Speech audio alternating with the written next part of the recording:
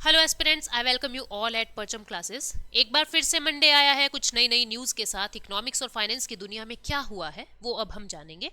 8 जनवरी से 15 जनवरी के बीच में फाइनेंस और इकोनॉमिक्स को लेके क्या क्या बड़ी खबरें हैं उन सबको हम इस सेशन में डिस्कस करेंगे। आगे बढ़ने से पहले आपको कुछ हमारे बारे में बता दें कि जो परचम क्लासेस है उन्होंने आपकी करंट अफेयर्स की जो प्रॉब्लम है उसको बिल्कुल जड़ से खत्म कर दिया है।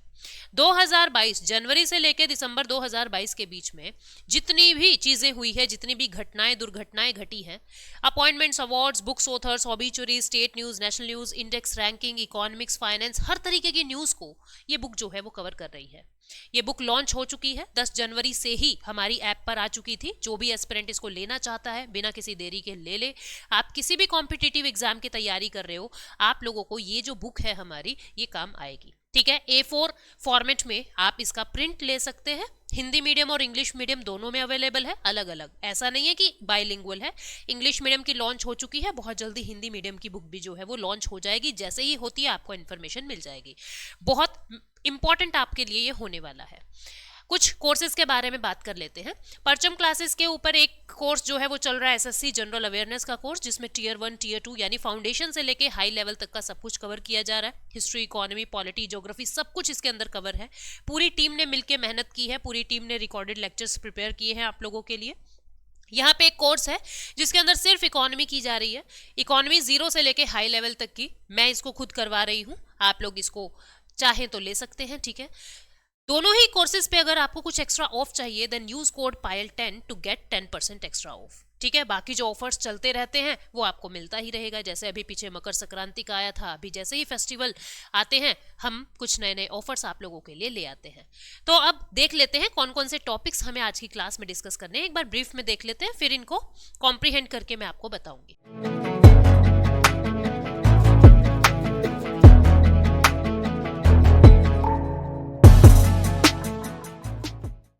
सबसे पहली न्यूज है ऑनलाइन गेमिंग को लेके। देखो, ऑनलाइन गेमिंग आपको पता है आज के टाइम में एक बहुत बड़ा पैसे का जरिया बना हुआ है ऑनलाइन गेमिंग। तो इससे कहीं टेररिज्म की एक्टिविटी तो नहीं हो रही, इससे कहीं गलत काम तो नहीं हो रहे, कहीं पैसा black to white, white to black तो नहीं हो रहा है। तो इसके लिए इसके रेगुलेशन की जरूरत थी। तो उस ऑनलाइन गेमिंग के अंदर आपको कुछ एक्सपर्टीज चाहिए। ठीक है, उस एक्सपर्टीज के लिए क्या किया जा रहा है, सेंटर ऑफ एक्सीलेंस बनाया है, उसके बारे में हम डिस्कस करेंगे।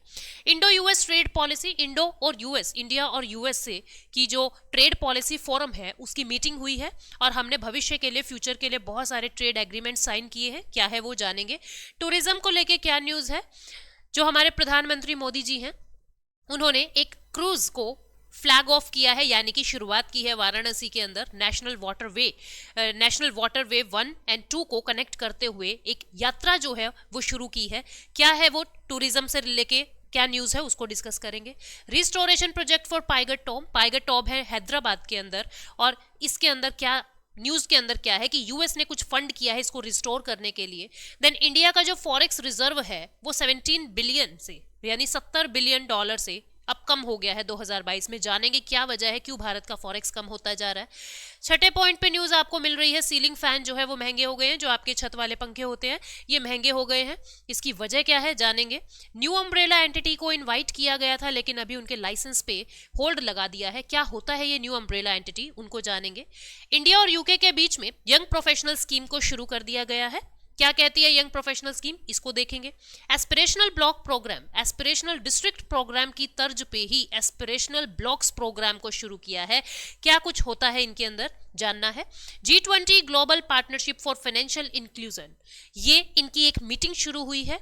ठीक है, कैलकाटा के अंदर। तो ये मीटिंग क्या बताती है और क्या है G20 global partnership for financial inclusion, कब बना था, क्या है ये, क्या काम करता है, इसको समझना है। Promote RuPay and Bhim UPI, अभी क्या कर रहा है जो हमारा नेशन है, जो हमारा सेंट्रल गवर्नमेंट है, उसने 2600 करोड़ रुपीस जो है वो फंड किए हैं अलग अलग फाइनेंशियल इंस्टीट्यूशंस को, ताकि वो लोग रुपे कार्ड को और यूपीआई को प्रमोट करें। इन्फ्लेशन पहले से कम हो गया है, किस फील्ड में, सीपीआई के फील्ड में, यानी वेजिटेबल्स जो हैं वो सस्ती होती हुई दिखाई दे रही है। तो ये न्यूज़ सब हमको अब कॉम्प्रिहेंड करनी है, यानी एक एक करके इनकी डिटेल में अब घुसते हैं। तो लेट्स गेट स्टार्टेड। क्या कहती है पहली न्यूज़, जल्दी से देख लेते हैं, ठीक है। तो इंपॉर्टेंट बातें मैं यहाँ पे आप लोगों को बताऊंगी। इंडिया का जो पहला centre of excellence online gaming में शुरू किया है, वो कहाँ किया है? शिलोंग में। मार्च 2023 तक ये स्टार्ट हो जाएगा। इसके अंदर क्या किया जा रहा है? ऑनलाइन गेमिंग को रेगुलेशंस करने के पहले आपको उसके बारे में एक्सपर्टीज पता होनी चाहिए, आपको उसके अंदर की बातें, उसकी जानकारी, उसकी टेक्निकलिटी के बारे में पता होना चाहिए, तभी आप किसी चीज को रेगुलेट कर पाएंगे। तो ये एक सेंटर ऑफ एक्सीलेंस बना दिया है जहां पे आप लोगों को उन टेक्निकलिटीज को समझने का मौका मिलेगा, ठीक है। ये जो है software technology park of India, STPI, software technology park of India जो है वो ये सब फैसिलिटेट कर रहा है। भारत का पहला centre of excellence for online gaming को शुरू कर रहा है।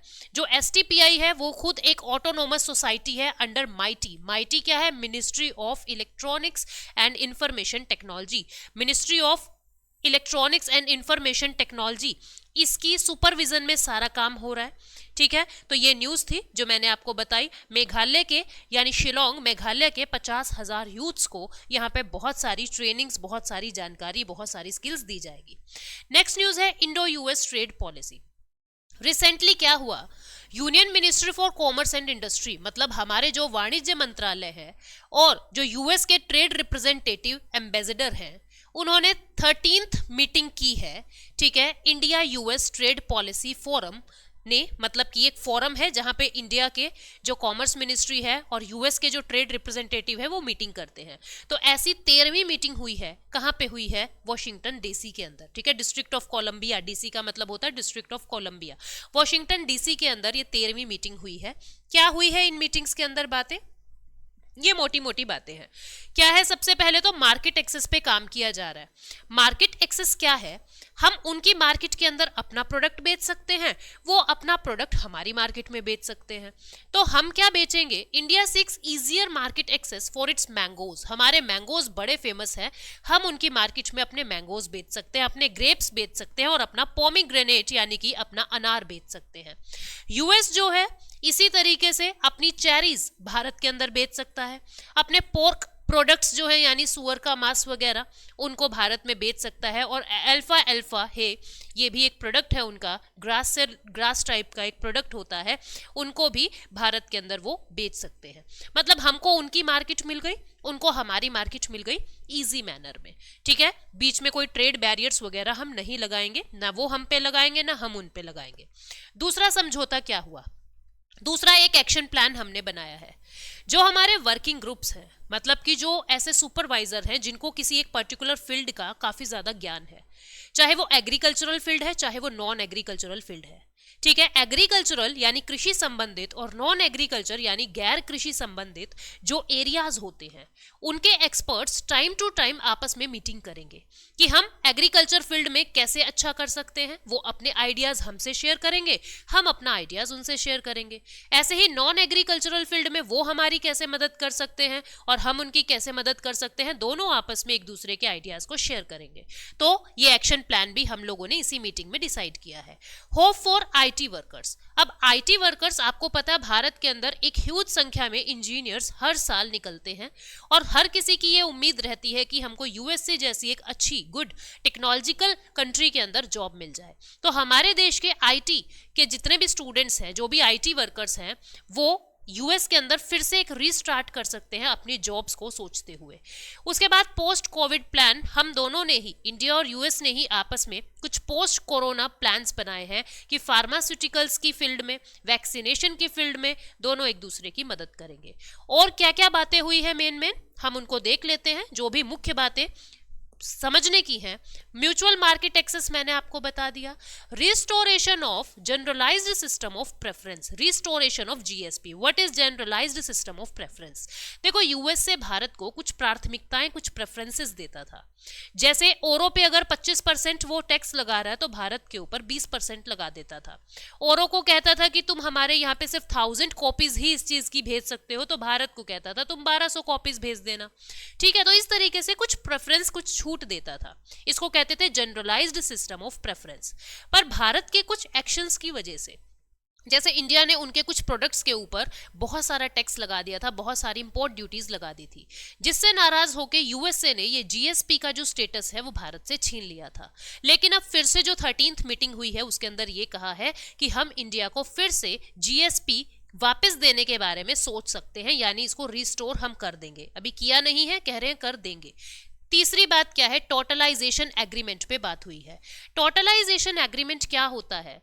अब देखो, जैसे मान लीजिए मैं इंडिया के अंदर काम कर रही हूँ, किसी एमएनसी कंपनी में, मैं इंडिया में काम कर रही हूँ, ठीक है। अब क्या होता है, मुझे यूएसए के अंदर नौकरी मिल जाती है, तो मैं इंडिया को छोड़ के यूएस में रहूंगी, यूएस में जाऊंगी, यूएस की कंपनी को मतलब कि यूएस कंपनी मुझे हायर कर लेगी। तो अब क्या होगा, जो मुझे यहाँ पे सोशल सिक्योरिटीज बेनिफिट मिल रहे थे, क्या वो खराब हो जाएंगे क्या? अब जितने भी मैंने अपने सोशल सिक्योरिटी बेनिफिट्स कलेक्ट किए हैं, जीपीएफ का, पीपीएफ का, वो खराब हो जाएंगे क्या? नहीं। अब क्या होगा कि जो यहाँ वाला सोशल सिक्योरिटी है वो आगे वाली कंपनी के अंदर ऐड हो जाएगा, मतलब ऐड ऑन हो जाएगा। आपको पीछे वाला जो भी आपने सोशल सिक्योरिटी बेनिफिट्स हैं वो खराब नहीं होंगे, क्योंकि आप एक देश से दूसरे देश में जा रहे हो, तो कोई आपको ये नहीं कहेगा कि भाई तुम तो भारत के हो और यूएस की सोशल सिक्योरिटीज के अंडर ऐसे कोई रूल्स नहीं होते। तो ऐसा नहीं है।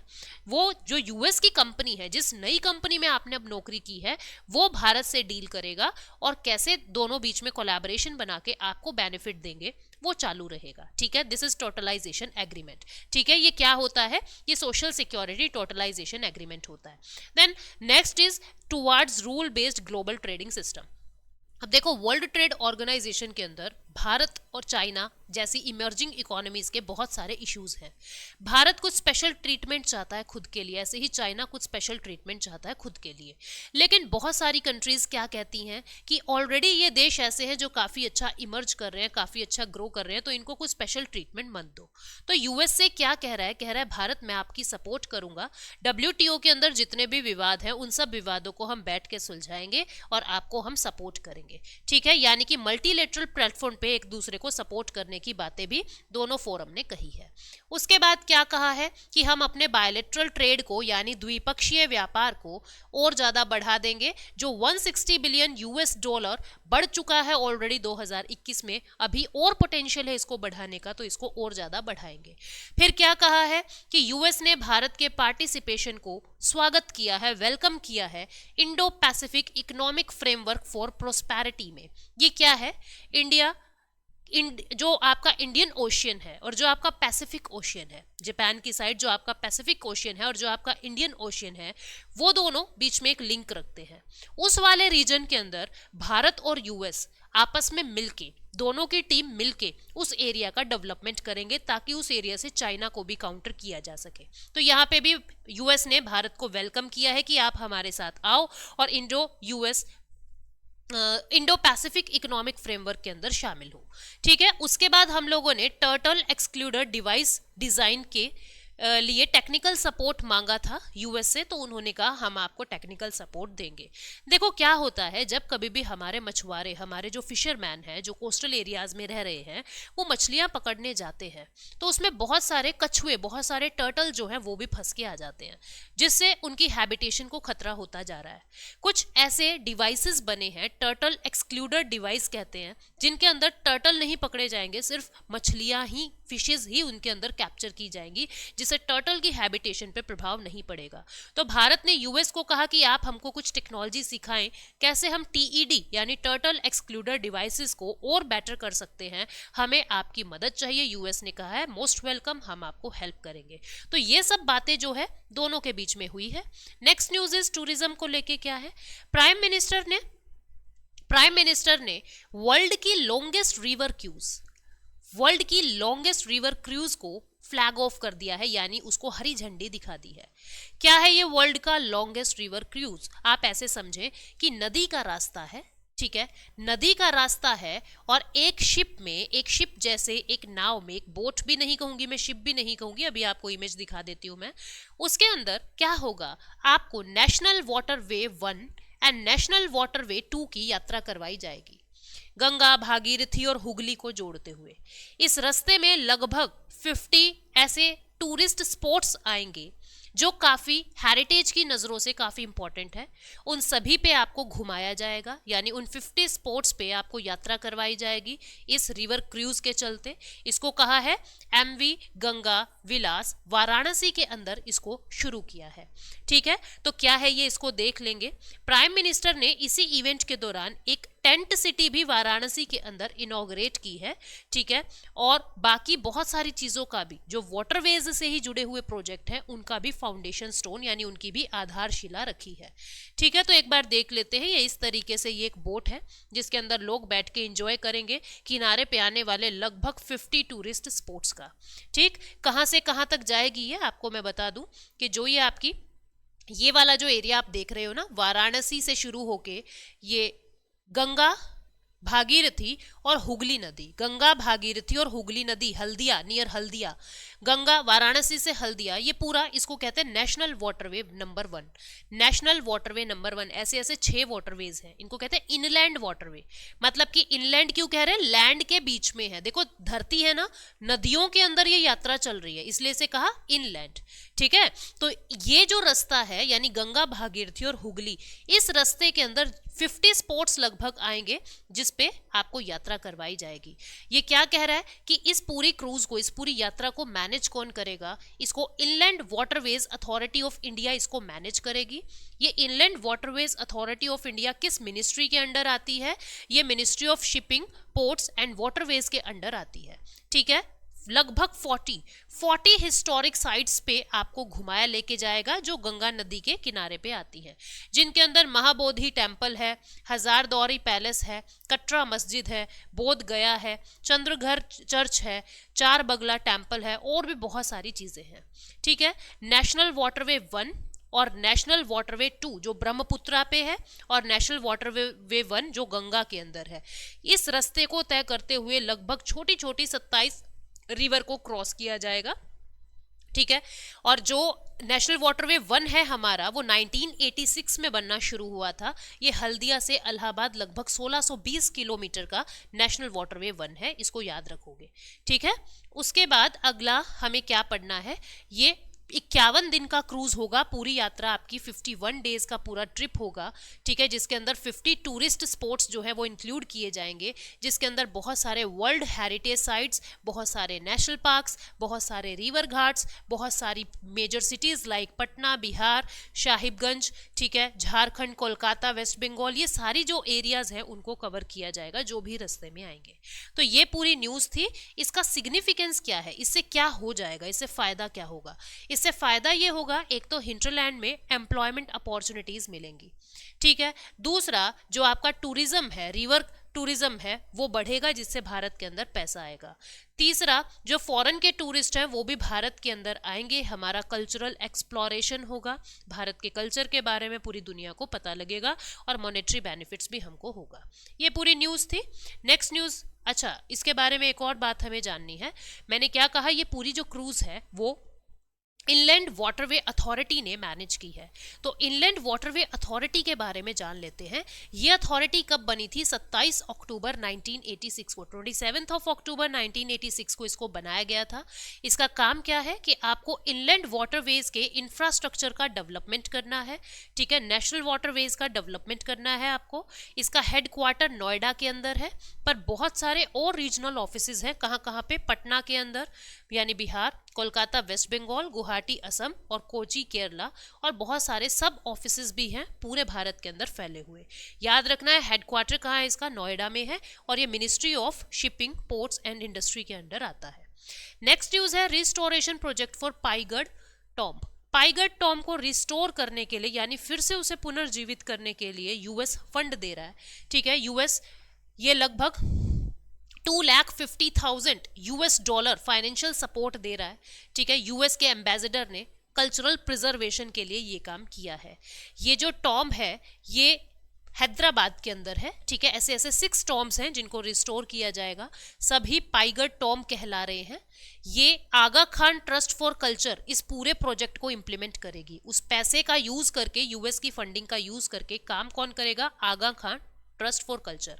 ठीक है, जो ये टॉम्ब है जिसको मकबरा शम्स अल उमारा कहते हैं, ये कहाँ से, ये एक नोबिलिटी से, मतलब कि एक नोबल घराने से बिलोंग करता है और काफी वेल्दी ये घराना होता था। हैदराबाद यानी निजाम ऑफ हैदराबाद को ये लोग सर्व करते थे। जो ये पाईगढ़ है ये एक ऐसा मतलब कम्युनिटी कह दो, ठीक है। इसके अंदर क्या होता था, जो निजाम होते थे हैदराबाद को, ये लोग उनको प्रोटेक्ट, उनको उनके डिफेंस का काम करते थे। लेकिन काफी रेप्यूटेड ये कम्युनिटी थी और बहुत ज्यादा वेल्दी ये कम्युनिटी थी, ठीक है। ये जो टॉम है ये इंडो इस्लामिक आर्किटेक्चर का काफी अच्छा ब्लेंड है। इंडो यानी कि इंडो इस्लामिक आर्किटेक्चर का काफी अच्छी ब्लेंड है, ठीक है। आसफ जाही सिस्टम और राजपुताना स्टाइल दोनों का मिक्सचर आपको इन टॉम्स में देखने को मिलेगा, आप देख सकते हो, ठीक है। ये है पाईगढ़ टॉम्स हैदराबाद के अंदर, इसको अब रिस्टोर किया जाएगा, ठीक है ना। अब इससे होगा क्या, ये क्या है, थोड़ी सी जानकारी और ले लो। पाईगढ़ जो है वो मोस्ट इन्फ्लुएंशियल और पावरफुल फैमिलीज में आते थे, हैदराबाद के थे 18th सेंचुरी में। वेल्दियर थे, बहुत सारे राजाओं से भी बहुत ज्यादा धन इनके पास होता था। ये सिक्योरिटी और डिफेंस का काम करते थे, निजाम ऑफ हैदराबाद के लिए सिक्योरिटी और डिफेंस का काम करते थे। ये खुद को क्या कहते हैं कि हम डिसेंडेंट्स हैं, हम किसके वंशज हैं, किसके, हम हजरत ओमर बिन अल खताब के, जो इस्लाम सेकंड कैलिफ है। इस्लाम के अंदर कैलिफ्स होते हैं ना, खलीफा होते हैं, जो सेकंड खलीफा है, ठीक है, हजरत ओमर बिन अल खताब, उनके डिसेंडेंट खुद को कहती है ये जो कम्युनिटी है, ठीक है। तो यूएस अब इसको फंड कर रहा है, इसलिए मैंने ये न्यूज में डाल दिया। नेक्स्ट न्यूज है, इंडिया का जो फॉरेक्स है वो अब कम होता जा रहा है, लगभग 70 बिलियन यूएस डॉलर से कम हो गया है। लगातार 3 साल हो गए हैं, after 3 consecutive years of rise, मतलब बढ़ता जा रहा था लगातार 3 सालों से, लेकिन अब जो इंडिया का फॉरेक्स है वो 70 बिलियन यूएस डॉलर से कम हो गया है। इसकी वजह क्या है, इसकी वजह से इन्फ्लेशन भी बहुत ज़्यादा राइज हो रहा है, इंटरेस्ट रेट भी बहुत ज़्यादा राइज हो रहे हैं। क्या है इसकी वजह, इसकी वजह है डॉलर का एप्रिसिएशन होना, डॉलर का काफ़ी ज़्यादा स्ट्रॉन्ग हो जाना। अब मैंने बहुत बार आपको बोला है कि प्लीज़ आप लोग इकोनॉमिक्स की बेसिक प्लेलिस्ट भी आप लोग देखा करें, वहाँ पे मैंने एक्सचेंज रेट्स को बताया है, वहाँ पे मैंने उनके इफेक्ट्स को बताया है, क्या होता है अप्रिसिएशन, क्यों होता है अप्रिसिएशन, कैसे होता है, उन सब चीज़ों को मैंने डिस्कस किया है। तो इकोनॉमी की जो बेसिक प्लेलिस्ट चल रही है, जो एवरी ट्यूसडे एंड फ्राइडे को शाम को 4 बजे आती है, उसको भी ज़रूर देखना। और ये करंट अफेयर वाली ये मंडे को शाम को 7 बजे आती है, इसको भी ज़रूर देखना, ठीक है। दोनों को लिंक करके देखोगे तो बेसिक्स आपको वहाँ से मिल जाएंगे और करंट की न्यूज़ आपको यहाँ से मिल जाएगी। तो रीज़न क्या है, पहले तो ये देखो, ये कह रहा है कि लगभग 55 से 60% अपने को टोटल लॉस किस वजह से हो गया, क्योंकि जो यूएस डॉलर है वो बढ़ता जा रहा है। अपने पास जितनी भी करेंसी होती है, मेनली क्या होती है, डॉलर होती है, यूरो होती है, येन होती है, युआन होती है, पाउंड होती है। ये सब करेंसीज जो हैं, यूरो, येन, युआन, पाउंड और इंक्लूडिंग रूपी, ये जितनी भी अपनी करेंसीज होती हैं, ये सब करेंसी डॉलर की तुलना में कमजोर होती जा रही है, ठीक है। यानी पहले मान लीजिए एक यूरो अपनी रिजर्व के अंदर था, हम क्या कहते थे भाई, मान लीजिए 4 यूएसडी अपने पास है, 1 यूरो मान लीजिए 4 यूएसडी के बराबर थे, तो हम क्या कहते थे, 1 यूरो नहीं है हमारे पास तो 4 डॉलर है, ठीक है। लेकिन अब क्या हुआ, इस 1 यूरो की जो वैल्यू है, इस 1 यूरो की वैल्यू क्या हो गई है, इस 1 यूरो की वैल्यू 1 यूएसडी हो गई है। ऐसा मैंने उल्टा बोल दिया है, 1 मिनट रुकना स्टूडेंट्स, समझो। देखो पहले क्या था, पहले मान लीजिए अपने पास अपनी तिजोरी में 20 यूरोज थे, ठीक है, 20 यूरोज थे, ठीक। अभी भी दिखने में तो आपको 20 यूरोज ही दिख रहे हैं, लेकिन इस 20 यूरोज की वैल्यू कम होती जा रही है, 20 यूरोज की वैल्यू कम होती जा रही है। ऐसे ही मान लीजिए पहले अपने पास 50 येन थे, 50 येन अब भी हैं, लेकिन अब 50 येन की वैल्यू कम हो गई है, डॉलर की वैल्यू जो है वो बढ़ती जा रही है। अब उस डॉलर की वैल्यू को मैच करने के लिए, मतलब जो डॉलर है आपका, जो यूएस डॉलर है वो एप्रिशिएट होता जा रहा है, डॉलर जो है वो एप्रिशिएट होता जा रहा है, स्ट्रॉन्ग होता जा रहा है। ये स्ट्रॉन्ग हो रहा है, इट मींस इसकी डिमांड बढ़ रही है, ठीक है। अब इसको कंट्रोल करने के लिए हम क्या करें, इसकी जो डिमांड है, अगर हम उस डिमांड को सप्लाई से मैच करवा दें तो बात बन जाएगी। तो क्या किया जा रहा है, जो भारत का आरबीआई है वो अपने फॉरेक्स से बहुत सारे डॉलर्स को बाहर निकाल रहा है मार्केट में, बहुत सारे डॉलर्स को बाहर निकाल रहा है मार्केट में, बहुत सारे डॉलर्स को, ताकि जो डिमांड है वो मैच हो जाए। और जो बाकी करेंसीज भी हैं, यूरो, येन, युआन, उनको भी अब हम डॉलर में कन्वर्ट कराने में लगे हुए हैं, अब डॉलर इतना स्ट्रोंग हो गया है, 20 यूरोज में थोड़े से डॉलर आते हैं, पहले बहुत सारे डॉलर आ जाते थे, जिसकी वजह से जो अपना फॉरेक्स है वो कमजोर होता जा रहा है। फिर दूसरा क्या है, जो फॉरेन पोर्टफोलियो इन्वेस्टर्स है, मतलब जो फॉरेन के इन्वेस्टर्स हैं वो भारत से विड्रॉ करते जा रहे हैं, विड्रॉ करते जा रहे हैं, तो क्या करेंगे, वो रूपी को दूर फेंक रहे हैं और डॉलर की डिमांड कर रहे हैं, कह रहे हैं यार हमारा डॉलर हमें वापस दो, हमें नहीं रहना है भारत में, हमें भारत में पैसा नहीं लगाना है, तो तुम अपना रूपी पकड़ो और हमको डॉलर, यानी डॉलर की डिमांड फिर बढ़ गई, डॉलर फिर अप्रिशिएट हो गया, हमारी तिजोरी पे फिर असर पड़ने लगा। ठीक है, क्या कह रहा है, जो इम्पोर्ट है, देखो अब जो अपनी करेंसी है वो डेप्रिशिएट होती जा रही है, भारत की जो करेंसी है वो डेप्रिशिएट होती जा रही है, और इस डेप्रिसिएशन की वजह से इंपोर्ट काफी महंगा हो जाता है, इंपोर्ट एक्सपेंडिचर जो है वो बढ़ जाता है। पहले अपने को तेल मान लो 80 रुपीज में, 40 रुपीज में मिल रहा था, तो अब वो जो तेल है वो अपने को बाहर की दुनिया से 80 रुपीज का ऑयल मिलने लगा है, तो अब अपने को अपना ज्यादा खर्चा करना पड़ रहा है, तब खर्चा ज्यादा करोगे तो ऑब्वियस सी चीज है अपने को पैसा खर्च करना पड़ेगा, यानी हमारा फॉरेक्स फिर से कम होता जा रहा है। ठीक है, तो ये क्या कह रहा है कि फॉरेक्स रिजर्व जितना ज्यादा होता है ना, बैलेंस ऑफ पेमेंट क्राइसिस से आप उतने अच्छे से लड़ सकते हो। ये बैलेंस ऑफ पेमेंट होता क्या है, ये मैं बहुत जल्दी अभी आपको next week balance of payment आपको पूरी वीडियोस मिल जाएंगी, क्या होता है, कैसे कैलकुलेट होता है। ठीक है, फिर ये बता रहा है कि भारत के फॉरेक्स रिजर्व में क्या चीजें होती हैं, 4 चीजें होती हैं भारत के फॉरेक्स में, क्या क्या, एक तो फॉरेन करेंसी एसेट्स, इसके अंदर डॉलर, यूरो, येन, युआन ये सब आ जाएगा।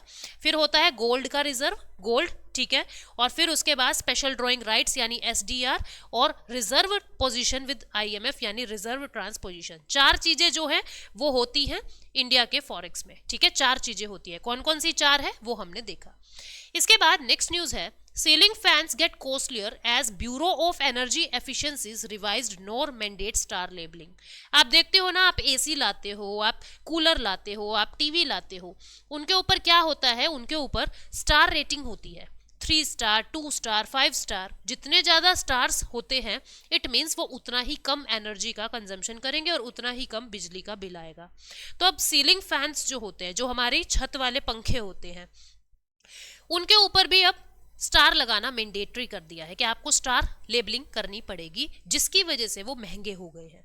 ठीक है, ceiling fan would get costlier by 8 to 20%, 8% से 20% ये महंगे हो जाएंगे, क्योंकि 1 जनवरी से, जनवरी 1 से इनके ऊपर बहुत जरूरी कर दिया है, ब्यूरो ऑफ एनर्जी एफिशिएंसी ने मैंडेटरी कर दिया है कि आपको स्टार लगाना पड़ेगा। ठीक है, और इनको एनर्जी एफिशिएंट बनाने के लिए बहुत सारा प्रोडक्ट आपको इंपोर्ट करना पड़ता है, जिसकी वजह से ये महंगे हो जाते हैं। तो ये न्यूज है, हम ब्यूरो ऑफ एनर्जी एफिशिएंसी के बारे में जान लेते हैं। ये एक स्टैट्यूटरी बॉडी है जो एनर्जी कंजर्वेशन एक्ट 2001 के अंडर बनी है। स्टैट्यूटरी बॉडी किसको कहते हैं, ऐसी बॉडीज जो किसी ना किसी कानून से बनी है, जो किसी ना किसी लॉ से बनी है, जिसकी सारी पावर्स कहीं ना कहीं लॉ में लिखी हुई है। तो एनर्जी कंजर्वेशन एक्ट 2001 में ब्यूरो ऑफ एनर्जी एफिशिएंसी के बारे में लिखा हुआ है। ठीक है, ये एक स्टैट्यूटरी बॉडी है जो इस कानून के अंदर लिखी गई है। इसके अंदर क्या कह रहा है कि जो ब्यूरो ऑफ एनर्जी एफिशिएंसी है उसका काम क्या है, वो सारी पॉलिसी, सारी स्ट्रेटजीज को सेल्फ रेगुलेट करता है जो भी एनर्जी से रिलेटेड होती है। काम क्या है, एनर्जी को एफिशिएंट तरीके से यूज करवाना, लोगों में अवेयरनेस पैदा करना। ये किसके अंदर आता है, ये मिनिस्ट्री ऑफ पावर के अंडर आता है, मिनिस्ट्री ऑफ पावर के अंडर आता है। आगे बढ़ते हैं नेक्स्ट। अच्छा, ये बात भी बहुत ज्यादा इंपॉर्टेंट है, एक बार यूपीएससी में पूछ लिया था कि किन किन चीजों पर स्टार लेबलिंग होती है, तो याद रखें, एक तो फ्रॉस्ट फ्री रेफ्रिजरेटर, जो फ्रिज होते हैं आपके फ्रॉस्ट फ्री, उनके ऊपर स्टार लेबलिंग होती है। ट्यूबुलर फ्लोरोसेंट लैंप्स, जो अपने लैंप होते हैं ना जिसके अंदर बैठ के आप लोग पढ़ाई करते हैं, जो लोग पढ़ते हैं रात में उनको पता होगा, ट्यूबुलर फ्लोरोसेंट लैंप्स पे स्टार रेटिंग होती है। एयर कंडीशनर, ठीक है, उनके ऊपर होता है। सीलिंग, कॉर्नर एसी, ये जितने भी तरीके के टावर एसी, स्प्लिट एसी, ये सब होते हैं, उन पे स्टार लेबलिंग होता है। डिस्ट्रीब्यूशन ट्रांसफार्मर के ऊपर स्टार लेबलिंग होता है। कलर टीवी पे, गीजर पे, अब सीलिंग फैंस के ऊपर भी स्टार लेबलिंग होने लगा है। ठीक है, उसके बाद नेक्स्ट न्यूज है, licence hold up setting up of new umbrella entity. क्या कह रहा है ये, एक हमारे भारत के अंदर एक ऑर्गेनाइजेशन है जिसको हम कहते हैं एनपीसीआई। क्या कहते हैं, NPCI, national payment corporation of India. बिल्कुल ध्यान से समझना, national payment corporation of India.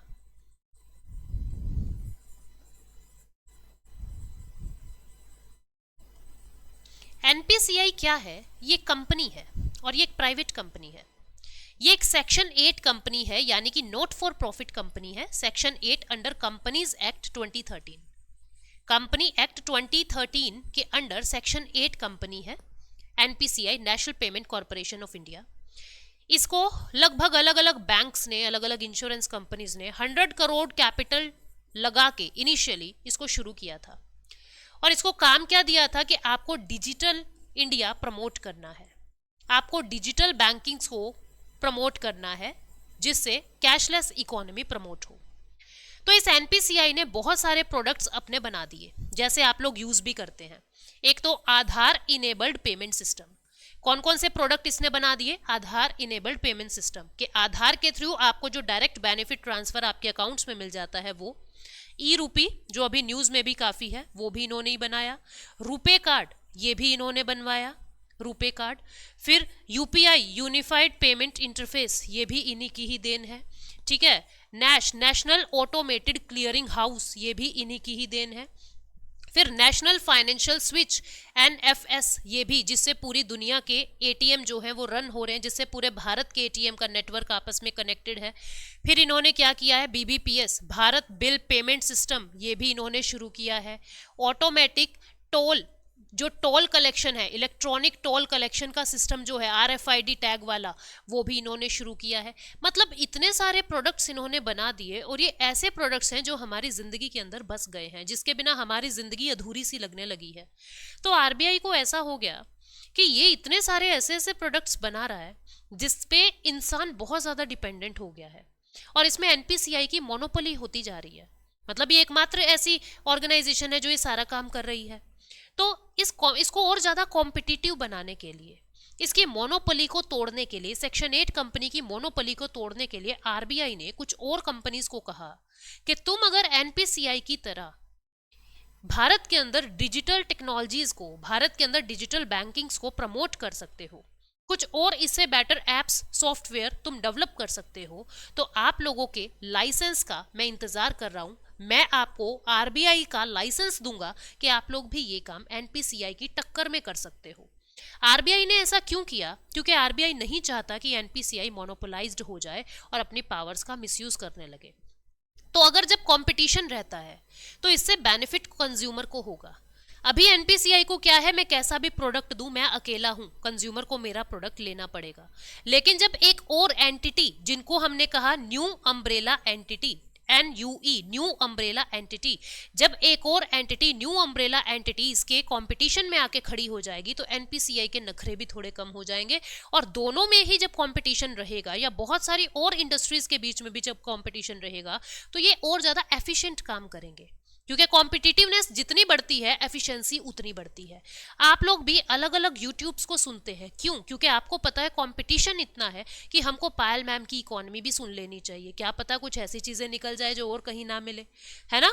तो कहने का मतलब क्या है कि जितना ज्यादा कॉम्पिटिटिवनेस बढ़ेगी, उतनी ज्यादा मेहनत इंसान करता है, और इससे फायदा क्या होता है? इससे फायदा कंज्यूमर को होता है, उनको सस्ती, ठीक है, और बढ़िया सर्विसेज मिलती है।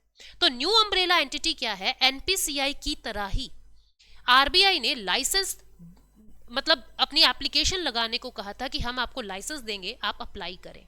तो अभी न्यूज क्या है, आरबीआई ने कुछ समय के लिए इनके लाइसेंस को होल्ड पे रख दिया है कि हमने आपकी एप्लीकेशन देखी, हम उनको रीड करेंगे, हम देखेंगे आप लोग क्राइटेरियाज को फुलफिल कर रहे हैं क्या, उसके बाद आपको लाइसेंस देंगे। अभी लाइसेंस होल्ड पे रखा हुआ है।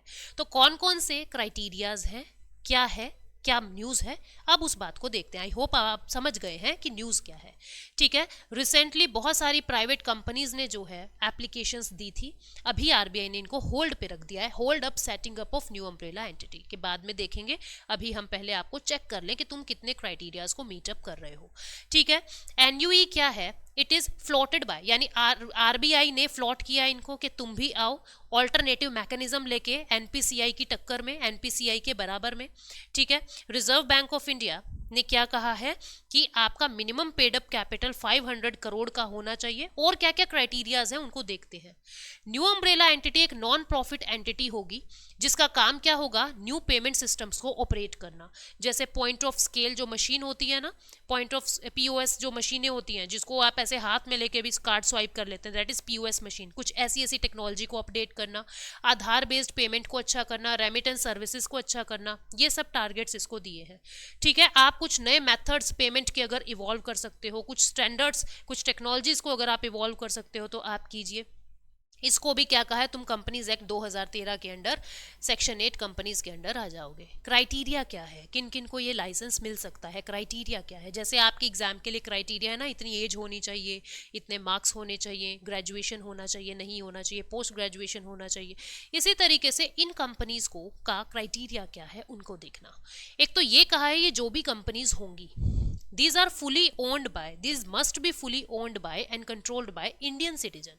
इंडियन सिटीजन ही इसको फुली ओन या कंट्रोल करे और उनको 3 साल का एक्सपीरियंस होना चाहिए। ऐसे नहीं आज ही कंपनी खोली है कल आपने एप्लीकेशन लगा दी, कम से कम 3 साल का एक्सपीरियंस आपको पेमेंट इकोसिस्टम में होना चाहिए। पेमेंट सिस्टम ऑपरेटर या सर्विस प्रोवाइडर की तरह आपने 3 साल तक कम से कम काम किया हो और आप एक इंडियन सिटीजन होने चाहिए। फॉरेन इन्वेस्टमेंट अलाउड है, अगर फॉरेनर कोई पैसा लगाना चाह रहा है आपकी कंपनी में तो वो अलाउड है, लेकिन आपको गाइडलाइंस के साथ कंप्लाई करना पड़ेगा। कोई भी सिंगल प्रमोटर 40% से ज्यादा अपनी फंडिंग नहीं लगा सकता। भाई कोई एक ही कंपनी बोले कि हम ही बन जाएंगे तो फिर तो वही एनपीसीआई वाली प्रॉब्लम हो जाएगी। तो क्या कहा कि आप सब मतलब 5-7 कंपनीज मिलके ये एंटिटी बनाए, तभी नाम दिया है अम्ब्रेला एंटिटी। और कोई भी सिंगल प्रमोटर 40% से ज्यादा पैसा नहीं लगाएगा। जैसे मान लीजिए कंपनी 100 रुपए में बन रही है तो एक कंपनी को कह दिया तुम मैक्सिमम 40 लगा सकते हो, फिर 20 रुपए किसी दूसरी कंपनी ने लगा दिए, 30 रुपए किसी दूसरी कंपनी ने लगा दिए, इस तरीके से। ठीक है, तो मैक्सिमम 40% आपको पैसा लगाना है। उसके बाद क्या कह रहा है कि 5 साल के बाद आपको खुद की ओनरशिप डाइल्यूट कर देनी है, लगभग 25% पे ले आओ। जो 40% पैसा लगा रहा था आपको वो शेयर्स बेच देने हैं मार्केट में और अपने खुद को डाइल्यूट करके 5 साल के बाद खुद को डाइल्यूट करके 25% पे तुम ले आना। फिर क्या कह रहे हो, कम से कम आपके पास हर वक्त 300 करोड़ का बैकअप मेंटेन रहना चाहिए ताकि कोई प्रॉब्लम हो जाए तो तुम उस प्रॉब्लम से लड़ सको। कम हर वक्त 300 करोड़ आपके पास मेंटेन रहना चाहिए। ठीक है, तो ये सब कुछ जो मैंने आपको बताया, और ये भी है वेरी इंपॉर्टेंट, जो भी मेंबर बनेगा national umbrella new umbrella entity का, उन मेंबर्स को आरबीआई ही अप्रूव करेगा कि आप मेंबर बनेंगे या नहीं बनेंगे। ठीक है, अप्रूवल का काम आरबीआई का है। नेक्स्ट न्यूज क्या कहती है, अच्छा उसी के ही आगे ही हम देख रहे हैं national payment corporation of India के बारे में। हालांकि मैं बता चुकी हूं बट एक बार देख लेते हैं। ये क्या है, ये पेमेंट एंड सेटलमेंट सिस्टम के लिए एक अम्ब्रेला ऑर्गेनाइजेशन है NPCI. NPCI payment and settlement system act के अंडर बनी है, आरबीआई का एक इनिशिएटिव है और इंडियन बैंक्स एसोसिएशन के अंडर ये बनाया गया था। ठीक है, बहुत सारे बैंक्स ने इसके अंदर फंडिंग डाली हुई है। ये एक नॉट फॉर प्रॉफिट कंपनी है under section 25 of companies act 1956 and section 8 of companies act 2013। आपको पता है 1956 वाला जो कानून था उसको ही अमेंड करके 2013 में लाए हैं। 1956 के कानून में नॉट फॉर प्रॉफिट सेक्शन 25 में आती है और 2013 के कानून में not for profit company section 8 में आती है। ये कह रहा है 10 कोर प्रमोटर कौन है, किस किस ने इसके अंदर फंडिंग लगाई हुई है। एसबीआई ने, पीएनबी ने, कैनरा बैंक ने, बैंक ऑफ बड़ौदा ने, यूपीआई में, bank of India, ICICI, HDFC, city bank and HSBC. तो ये सब याद नहीं करना, आपको बस पता होना चाहिए कि एनपीसीआई है क्या। नेक्स्ट न्यूज, इंडिया और यूके के बीच में यंग प्रोफेशनल स्कीम साइन हो गई है। एक memorandum of understanding MOU sign हो गया है। क्या है यंग प्रोफेशनल स्कीम? देखो अभी तक क्या होता था, अगर किसी इंसान के हाथ में जॉब है वो यूके जा सकता था। ठीक है, मतलब उनको आसानी से वीजा मिल सकता था। अब क्या कर दिया, आपके पास जॉब है या नहीं है, अगर आप 30 साल की उम्र तक के हो, आप पढ़ाई के लिए, आप विजिट करने के लिए, आप घूमने के लिए अगर यूके जाना चाहते हो तो आपको 2 साल का वीजा जो है वो मिल जाएगा। ऐसे ही 3000 लोगों के लिए परमिशन दिया है। भारत से 3000 लोग यूके जा सकते हैं, यूके के 3000 लोग भारत आ सकते हैं, चाहे आपके हाथ में जॉब हो या ना हो। आपने पढ़ाई की है, आप स्टडी कर रहे हो, आपको ऐसा है मैं यूके में जॉब करूं तो आप जा सकते हैं। ठीक है, और वहां पे जाके नौकरी ले सकते हैं। तो क्या कहा जा रहा है, ये सब चीजें कहाँ पे, प्रवासी भारतीय दिवस जो 9 जनवरी को मनाया जाता है, 2023 के प्रवासी भारतीय दिवस पे यंग प्रोफेशनल स्कीम को इनिशिएट कर दिया है जो भारत और यूके के बीच में है। ये क्या है, ये एक इंडिया यूके के रिलेशंस के बीच में एक अच्छा सिंबल है। माइग्रेशन एंड मोबिलिटी के नाम से इसको हमने बाली के अंदर जब G20 की समिट हुई थी, बाली के अंदर जब G20 की समिट हुई थी तब कहा था कि हम कुछ ऐसा इनिशिएटिव लाएंगे। तब इसका नाम क्या रखा था? माइग्रेशन एंड मोबिलिटी MOU, ये साइन कर दिया था। बट अब इसका एग्जीक्यूशन हो रहा है, अब इस बात का एग्जीक्यूशन हो रहा है। की हाईलाइट्स क्या है? जो डिग्री होल्डिंग सिटीजन है भारत के 18 से 30 साल की उम्र के, जिंदा, ठीक है, और काम कर रहे हैं एक दूसरे की कंट्री में, लगभग 2 साल तक आप लोग यूके जा सकते हैं, यूके के लोग भारत आ सकते हैं, ठीक है। वो काम के लिए, स्टडी के लिए या विजिट करने के लिए 2 साल तक वहां पे घूम सकते हैं, वहां वाले लोग यहाँ पे आ सकते हैं, ठीक है। और ये जो स्कीम है ये लगभग 3 साल तक काम में रहेगी, लगभग 3 साल तक इस तरीके से हम एक दूसरे को वीजास प्रोवाइड कराते रहेंगे। 3000 इंडिविजुअल पर ईयर आपस में एक्सचेंज वीजा कर सकेंगे। ये पूरी न्यूज है जो हमने मोटी मोटी बातें बताई, मतलब कि successful candidate could look for a job. अब आप जाके यूके के अंदर भी जॉब सर्च कर सकते हैं, ठीक है। ये कोई नेसेसरी नहीं है कि अगर एप्लीकेंट के हाथ में जॉब है वो तभी जा सकता है वीजा के लिए, तभी अप्लाई करे, ऐसा कोई जरूरी नहीं है। आप पढ़ रहे हैं, आप घूमने के लिए जाना चाह रहे हैं, पढ़ाई यहाँ की आप चाहते हो यूके के अंदर नौकरी कर ले, तब भी आप यूके में जा सकते हो, ठीक है। नेक्स्ट है एस्पिरेशनल ब्लॉक प्रोग्राम। आपने एस्पिरेशनल डिस्ट्रिक्ट प्रोग्राम सुने होंगे। कुछ ऐसे डिस्ट्रिक्ट जो बहुत ज़्यादा डेवलप्ड नहीं है, जिनके अंदर बेसिक फैसिलिटीज़ भी नहीं होती थी, बेसिक एमिनिटीज़ भी नहीं होती थी, ऐसे 112 डिस्ट्रिक्ट्स को पहचान के उनके अंदर डेवलपमेंटल काम किया था, जिनको कहा था एस्पिरेशनल डिस्ट्रिक्ट प्रोग्राम। अब उस डिस्ट्रिक्ट के एक सेकेंड लेवल पे, आपको पता है 3 लेवल होते हैं, सबसे नीचे ग्राम सभा, देन ब्लॉक लेवल, देन जिला लेवल, ठीक है, डिस्ट्रिक्ट लेवल। तो जो ब्लॉक लेवल है, सेकंड इंटरमीडिएट लेवल जो है, उस ब्लॉक्स को भी, मतलब जो ना तो पूरी तरीके से डिस्ट्रिक्ट है ना पूरी तरीके से गांव है, जो कस्बा वाला एरिया है, उन एरियाज को डेवलप करने के लिए एस्पिरेशनल ब्लॉक प्रोग्राम्स लेके आए हैं, ठीक है। 5 से 7 जनवरी मीटिंग हुई थी, ये सेकंड कॉन्फ्रेंस हुई थी चीफ सेक्रेटरीज के बीच में, उन्होंने इसको लॉन्च किया है एस्पिरेशनल ब्लॉक प्रोग्राम्स को, ठीक है। तो क्या कहा है? जो ब्लॉक यानी जो एरिया डेवलपमेंट में पीछे हैं, लैग कर रहे हैं बहुत सारी डेवलपमेंट्स को लेके, तो उनको अभी डेवलप किया जाएगा। यूनियन बजट 2022-23 में ऐसा अनाउंस किया गया था, और नेक्स्ट बजट तक जाके देखो अब इसको इम्प्लाई हम कर रहे हैं। 500 डिस्ट्रिक्ट कवर किए हैं इनिशियली, 31 स्टेट में, 31 स्टेट्स के 500 डिस्ट्रिक्ट के अलग अलग ब्लॉक्स को चुना है। 31 स्टेट्स नाम मात्र के कहने के हैं, लेकिन आप कहोगे जी 28 स्टेट्स ही तो हैं, यूटी को भी इंक्लूड कर लिया है, मेनली 31 स्टेट्स एंड यूटी, ठीक है। अब देखो मेजर 6 स्टेट्स को इंक्लूड किया है, जो 500 डिस्ट्रिक्ट में से सबसे जो 50% यानी 250 डिस्ट्रिक्ट तो केवल 6 राज्यों के ही है। 6 राज्य कौन है? यूपी, बिहार, मध्य प्रदेश, झारखंड, उड़ीसा, वेस्ट बंगाल, ठीक है। ABP is based on the, किस लिए? जैसे एस्पिरेशनल डिस्ट्रिक्ट प्रोग्राम था, बिल्कुल इसी तरीके से एस्पिरेशनल ब्लॉक प्रोग्राम को शुरू किया गया है। एस्पिरेशनल डिस्ट्रिक्ट प्रोग्राम कब लॉन्च हुआ था? 2018 में, डिस्ट्रिक्ट को ट्रांसफॉर्म करने के लिए, ताकि वो की सोशल एरियाज के अंदर प्रोग्रेस कर सकें, जैसे आपकी एजुकेशन है, सैनिटेशन है, इन चीज़ों में, यानी की जो बेसिक एरिया है वहाँ पे आप प्रोग्रेस कर सको, एरियाज को सोशो इकोनॉमिक इंडिकेटर्स के बिहाफ पे उनको डेवलप किया जा रहा था। ऐसे 112 डिस्ट्रिक्ट ऑल ओवर कंट्री में चुने गए थे। नीति आयोग इसको एंकर कर रहा था, इस प्रोग्राम को पूरे को, ठीक है।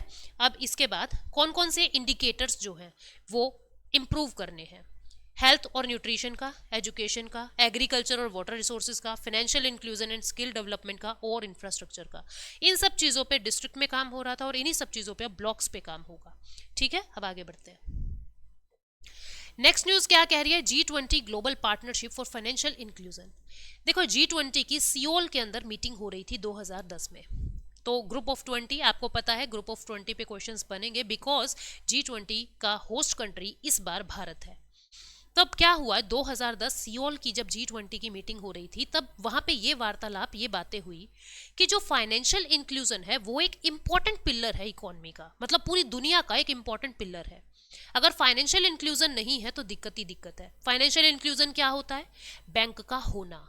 बैंक है तो कम से कम आपकी पहुंच में हो, ऐसा नहीं है 20 किलोमीटर जाके कोई बैंक है, छोटे छोटे डिस्टेंस के बाद बैंक्स हो, ताकि इंसान चाहे तो वहां पे अकाउंट्स ओपन करवाए। सबसे पहले बैंक होना, फिर लोगों के अंदर लिटरेसी होना कि बैंक्स क्या होते हैं, कैसे काम करेंगे, लोग अकाउंट खुलवाने की हैबिट खोले, लोग सेविंग्स करने की आदत डालें। ठीक है, तो इस तरीके की आपकी फाइनेंशियल लिटरेसी होना फाइनेंशियल इंक्लूजन का हिस्सा है। तो क्या कहा G20 में, सियोल की जो 2010 की मीटिंग हो रही थी, कि हम लोगों को जो फाइनेंशियल इंक्लूजन है एक बेसिक पिलर मानते हुए हमको एक फोरम बनाना चाहिए, यानी G20 global partnership for financial inclusion. इन्होंने एक पूरा फोरम ही बना लिया। और इस फोरम का काम क्या है, 2010 में जो बना था सियोल की मीटिंग में, कि हम लोग फाइनेंशियल इंक्लूजन को प्रमोट करेंगे। ठीक है, तो अब यही कहा जा रहा है कि 9 से 11 जनवरी 2023 कलकत्ता के अंदर यानी कोलकाता में GPFI global partnership for financial inclusion की मीटिंग्स हुई थी। और उस मीटिंग में क्या कहा गया कि हम लोग डिजिटल फाइनेंशियल इंक्लूजन को प्रमोट करेंगे, यानी फाइनेंशियल इंक्लूजन नहीं, digital financial inclusion, digital literacy देंगे लोगों को, रेमिटेंस कॉस्ट को रिड्यूस करेंगे, फाइनेंस यानी कि जो स्मॉल और मीडियम एंटरप्राइजेस हैं, जो लघु उद्योग हैं, छोटे छोटे उद्योग हैं, उनको डेवलप करने पे कोशिश करेंगे। ठीक है, इसके अंदर बहुत सारे, ये 3 दिन का इवेंट था पूरा, स्कूल के स्टूडेंट्स भी आए थे फाइनेंशियल लिटरेसी के लिए, और 12 इंटरनेशनल स्पीकर्स को इनवाइट किया गया था लोगों को अवेयर करवाने के लिए। ठीक है, जो जिसके बारे में मैंने आपको बताया GPFI, ये G20 समिट जब सियोल में हो रही थी तब इसको बनाया था। और इन्होंने ये कहा था कोई भी वो देश जो G20 का हिस्सा है, या कोई भी वो देश जो G20 का हिस्सा नहीं है लेकिन फाइनेंशियल इंक्लूजन में हमारी हेल्प, हमारी मदद करना चाहते हैं, वो लोग इसका मेंबर, इसका हिस्सा बन सकते हैं। ठीक है, और उन्होंने क्या कहा कि फाइनेंशियल इंक्लूजन मेन पिलर है, तो हमको एक अलग एजेंडा तैयार करना चाहिए पूरी दुनिया में फाइनेंशियल लिटरेसी को प्रमोट करने के लिए। 10 दिसंबर 2010 को GPFI की नींव रखी गई थी। ठीक है, तो अब आगे बढ़ते हैं। नेक्स्ट न्यूज क्या है, centre clears 2600 crore scheme to promote RuPay and भीम UPI। अब देखो क्या हो रहा है, जो हमारी सेंट्रल गवर्नमेंट है उसने 2600 करोड़ रुपीस जो है वो बैंक्स को दिए हैं, ताकि आप लोग एक तो UPI, Bhim UPI, Bharat interface for money, unified payment interface, Bhim UPI को प्रमोट करो और रुपे कार्ड्स को प्रमोट करो। अब रुपे कार्ड्स को प्रमोट करोगे, रुपे क्या है, रुपे एक पेमेंट गेटवे है। जैसे वीजा और मास्टर कार्ड एक पेमेंट गेटवे है, ऐसे ही रुपे एक पेमेंट गेटवे है। तो लोग अभी तक भी ज्यादा मास्टर कार्ड और वीजा को यूज कर रहे हैं, वीजा कार्ड और मास्टर कार्ड को यूज कर रहे हैं। तो क्या कहा गया है बैंक्स को कि आप लोग ज्यादा पॉइंट ऑफ स्केल मशीन्स लगाएं जिसपे रुपे काम करेगा, जिससे लोगों को आदत होगी रुपे कार्ड यूज करने की। अब उस पॉइंट ऑफ स्केल मशीन को लगाने के लिए, उस POS मशीन को लगाने के लिए तुमको फंडिंग हम देंगे। एक तो इस तरीके से रुपे को प्रमोट किया जा रहा है। दूसरा, UPI में 2 आपके UPI लाइट और UPI 123 पे, UPI 123 पे, इन दोनों को प्रमोट किया जा रहा है। जैसे फेसबुक है ना, फेसबुक लाइट, बिल्कुल इसी तरीके से UPI लाइट। UPI क्या है, ये यूनिफाइड पेमेंट इंटरफेस, ये एक ऐसा टेक्नोलॉजिकल सिस्टम होता है UPI जिसके आधार पे सभी बैंक्स अपनी ऐप बनवाते हैं। देखो प्रॉब्लम क्या थी, इस बेसिक को समझना कि UPI है क्या। आप लोग सुनते बहुत बार हो गए, UPI ID दे दे, UPI क्या है ये UPI। देखो पहले क्या होता था, SBI ने अपनी अलग ऐप बना रखी थी, SBI बड़ी नाम से। ठीक है, कोटक महिंद्रा बैंक ने अपनी अलग ऐप बना रखी थी, और सबका जो बेसिक सिस्टम है ना वो सबका अलग अलग था, लेकिन काम सब में एक जैसा हो रहा है कि अपना अकाउंट की डिटेल्स देखना, अपना FD करवाना, ऑनलाइन ही नेफ्ट करना, ये सब काम हो रहे थे। स्टेटमेंट्स को चेक करना, कितने आए कितने गए, ये सब चीजें चेक हो रही थी। ICICI ने अपनी ऐप बनवा रखी थी, हर बैंक ने अपने अपने सिस्टम प्रोवाइडर से अलग अलग ऐप्स बनवा रखी थी। तो फिर क्या हुआ, NPCI ने एक UPI नाम का एक सिस्टम जनरेट कर दिया जिसको कहते हैं यूनिफाइड पेमेंट इंटरफेस, और सभी बैंकों को कहा कि तुम UPI बेस्ड ऐप बनवाओ, तुमको अलग अलग सिस्टम प्रोवाइडर के पास जाने की जरूरत नहीं है, सबके की फीचर्स सेम होंगे। आप एक UPI बेस्ड एप्स बनवाइए जिससे आप सबकी जरूरत एक ही इंटरफेस से पूरी हो जाएगी। ये है UPI। ठीक है, तो अब क्या हो रहा है, UPI लाइट क्या है, एंड्रॉयड फोन में आपकी जो एप्स हैं वो चलेंगी। ठीक है, और विदाउट इंटरनेट भी ये काम करेंगी। विदाउट इंटरनेट आप मिनिमम अमाउंट लगभग मतलब मैक्सिमम अमाउंट लगभग 2000 रुपए तक आप एक दूसरे को ट्रांसफर कर सकते हो, चाहे आपके फोन में इंटरनेट ना हो। और जो UPI 123 पे है, वो जो आपके वो कीपैड वाले फोन होते थे ना, जो एंड्रॉयड नहीं है, सिंपल टच पैड, वो कीपैड वाले जो फोन होते थे, ठीक है, इस तरीके से यहाँ स्क्रीन होती थी, वो छोटू फोन इस तरीके से वो होता था, तो उस वाले के अंदर ये यूपीआई 123 पे चलता है। इसके अंदर क्या सिस्टम बना दिया, एक यूएसएसडी आपको मिलेगा, एक नंबर पे आप कॉल करेंगे, फिर वो आपसे वेरिफिकेशन करवाएगा, ओटीपी मांगेगा, इस तरीके से सिस्टम जनरेट करके यूपीआई अब इन फोन्स में भी यूज हो सकेगा। जिन लोगों के पास एंड्रॉयड फोन नहीं है वो भी यूपीआई बेस्ड सिस्टम्स को यूज कर सकेंगे और विदाउट इंटरनेट यूज कर सकेंगे, ठीक है। तो ये दोनों को प्रमोट करने के लिए गवर्नमेंट ने 2600 की फंडिंग दी है, ठीक। क्या कहा है, आप पॉइंट ऑफ सेल, मैं बार बार पॉइंट ऑफ स्केल कह रही हूँ, इट्स पॉइंट ऑफ सेल, आप पॉइंट ऑफ सेल मशीन्स को प्रमोट करें, ठीक है। ई कॉमर्स ट्रांजेक्शन्स को रुपे डेबिट कार्ड का यूज करना है, इन बात को प्रमोट करें, भीम यूपीआई ट्रांजेक्शन्स को प्रमोट करें, यूपीआई लाइट और यूपीआई 123 पे, ये दो मेन फोकस है। उसके बाद नेक्स्ट न्यूज है इन्फ्लेशन, महंगाई। अभी क्या हो रहा था, लगातार महंगाई बहुत ज्यादा हो रही थी।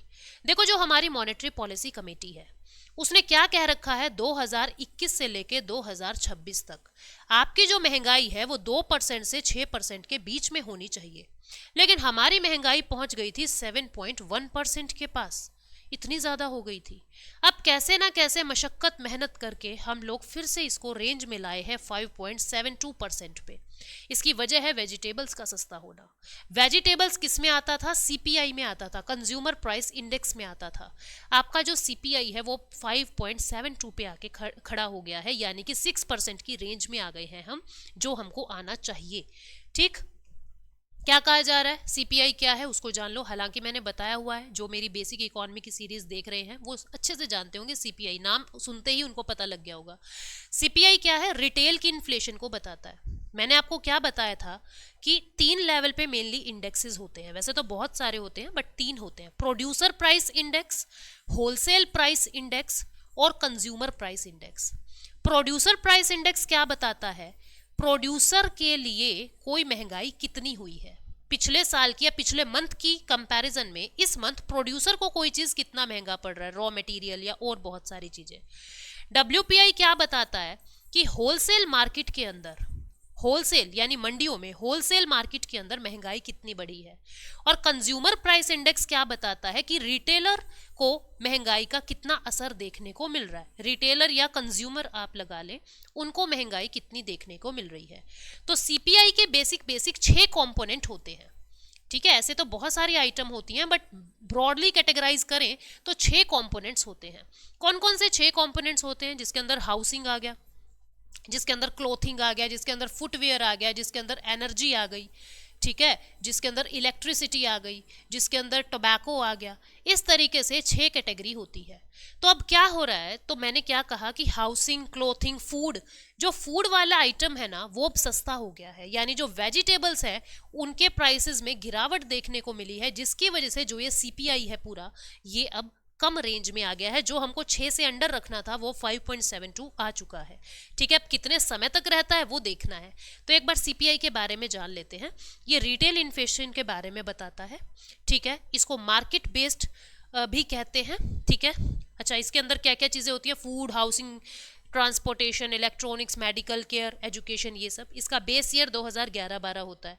अब बेस ईयर क्या होता है ये मैं ऑलरेडी बता चुकी हूँ, बार बार नहीं बताऊंगी। जहाँ जो इकोनॉमी की बेसिक लिस्ट है उसके अंदर मैंने बेस ईयर बहुत डिटेल में बताया था। बेस ईयर फिर भी मैं बता दूँ थोड़ा सा, क्या होता है, आदत से मजबूर हूँ मैं भी, बिना बताए फिर मुझे यूँ लगता है पता नहीं बहुत सारे स्टूडेंट्स दूसरी सीरीज़ को सुनते भी हैं या नहीं। तो बेस ईयर क्या होता है, जिस ईयर से आप कंपेयर कर रहे हो। आज के प्राइसेस आपको कंपेयर, ऐसे कहते हैं ना 4% बढ़ गया, तो परसेंट निकालने के लिए कुछ बेस तो चाहिए ना, आधार तो चाहिए। तो कौन से ईयर के प्राइसेस से आप कंपेयर करते हैं, 2011-12 के प्राइसेस से। तो सीपीआई का जो बेस ईयर है वो 2011-12 है, इसको याद रखोगे। 4 तरीके का सीपीआई होता है। इंडस्ट्रियल वर्कर के लिए कितनी महंगाई, एग्रीकल्चरल लेबर के लिए, रूरल लेबर के लिए और अर्बन और रूरल कंबाइंड के लिए कितनी महंगाई है, ठीक है। पहले 3 जो ये सीपीआई के इंडेक्सेस हैं, इनको तो लेबर ब्यूरो यानी minister of labour and employment calculate करता है, कंपाइल करता है। और जो सीपीआई कंबाइंड है इसको एनएसओ, नेशनल स्टैटिस्टिकल ऑफिस, जो ministry of statistics and programme implementation के अंदर आता है, वो कंपाइल करता है। तो ये सारी न्यूज थी जिसके बारे में हमने बात की। Now let us move to some revision. हम कुछ रिवीजन करते हैं, ट्रू फॉल्स आपको बताना है। सीपीआई का बेस ईयर 2004-5 है क्या? बिल्कुल गलत, 2011-12 है ना? तो ये हो गया हमारा फॉल्स। उसके बाद पायगट टॉम जो है वो हैदराबाद में है, ये बात बिल्कुल सही है, इट्स ट्रू, जिसको यूएस अभी फंड कर रहा है रिस्टोर करने के लिए। यंग प्रोफेशनल स्कीम इंडिया और यूएसए के बीच में है, no, it is between India and UK. And fourth news, first center for excellence for online gaming has been established at Tripura. आपको बताना है क्या ये सच में त्रिपुरा पे है या कहाँ बना है। अगर त्रिपुरा सही है तो लिखना ट्रू, और अगर त्रिपुरा नहीं है, फॉल्स आपको ये लग रहा है, तो आपको बताना है ये first centre for excellence online gaming के लिए फिर कहाँ बना है। अगर त्रिपुरा नहीं तो कहाँ? ठीक है, तो आपको इसका आंसर जो है कमेंट सेक्शन में देना है। मैं वेट करूंगी, मैं देखूंगी कौन कौन स्टूडेंट जो है वो आंसर कर रहा है। आई होप आपको ये पूरे हफ्ते की न्यूज़ जो है अच्छे से समझ आ गई है। मैं फिर आपको बता रही हूँ, every Tuesday and every Friday शाम को 4 बजे बेसिक इकोनॉमी यूट्यूब पे बिल्कुल फ्री करवाई जाती है, और एवरी मंडे शाम को 7 बजे ये हमारा फाइनेंशियल अवेयरनेस का पूरे हफ्ते की न्यूज़ जो है आप लोगों को बताई जाती है। तो जुड़े रहिए, बने रहिए, अपने दोस्तों में भी शेयर कर दिया कीजिए। Thank you so much, take care, bye bye.